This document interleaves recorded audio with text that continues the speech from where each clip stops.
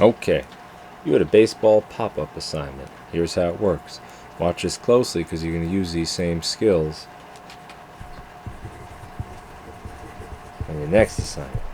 Baseball pop-up. So you watch this video. Ball hangs around there for a while. You have to come up with the time of flight. Time of flight was roughly, most people got in the high sixes. So I'll say the time total, I'll make it real simple. Let's say it was 7 seconds. It wasn't actually exactly. I'll pick that number because that number is easy to work with. So, was the ball in true free fall? Answer. So, there's question, free fall.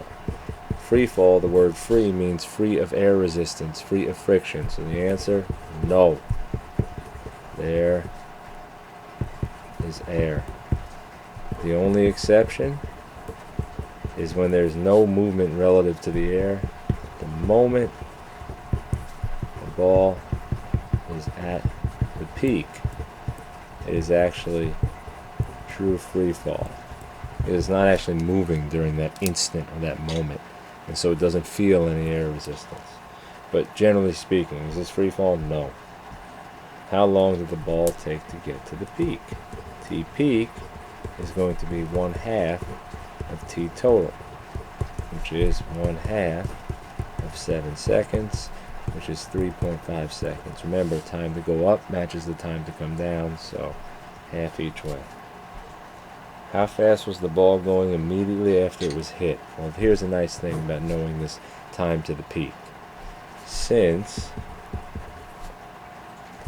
the ball changes speed, that's delta V, that equals 10 meters per second each 1 second, then this right here, it must have been going however much speed it took to get down to 0 in 3.5 seconds. So let's see if we can make sense of that. Easiest way to think about it, honestly, is the way down.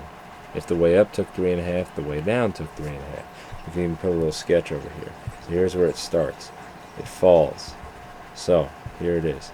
After 1 second, it must be going 10 meters per second. If falls, it must be going 20 meters per second. Falls a little more. After 3 seconds, it must be going 30 meters per second. And finally, we don't have a full second, we only have another half. So a 4 would be to like here, but we're only going at 3.5. So after 3.5 seconds, it's going 35 meters per second. That's the answer. The speed is 35 meters per second. Now, next question. How fast was the ball going immediately after it was hit? In miles per hour. So we're just converting. We're taking 35 meters per second and we're turning this into miles per hour. There's a couple of ways you can go about that. One of the things we did is we said you can multiply by 2.2 or 2.24. So you can set that up as such. You can say 35 meters per second times 2.24 miles per hour for every 1 meter per second. This is really the fancy way to do it. Is, well, 35 times 2.24, what's that come out to? Let's see here. 35 times 2.24 comes out to 78.4. I'll call it 78 miles per hour. That's actually the starting speed.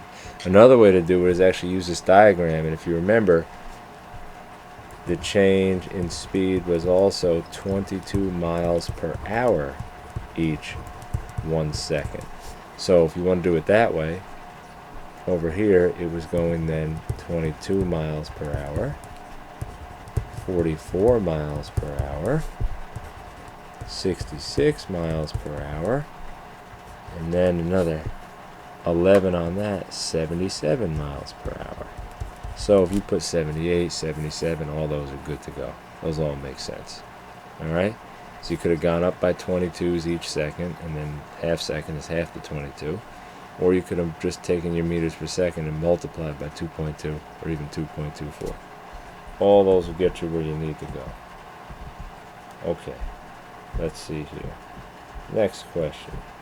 How fast was the ball going as it came back to the fielder's glove?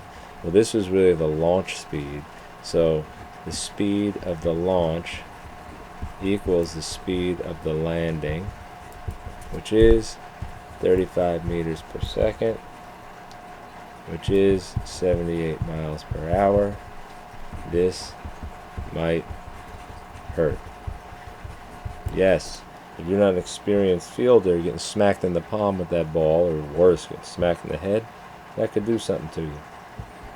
Alright, if there was zero air resistance, if there were no air, well, air slows the ball down. So as the ball rises, then the air slows it down. If there were no air, it would actually reach a higher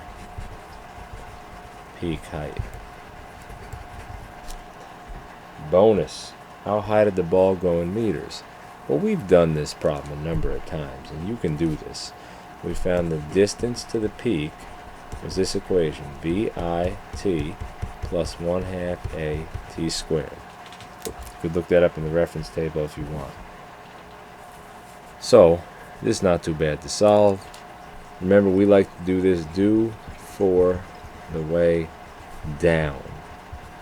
Same as doing it for the way up, except the math is easier. Why? Check this out. The peak, on the way down, your starting velocity is actually 0. This up a little here.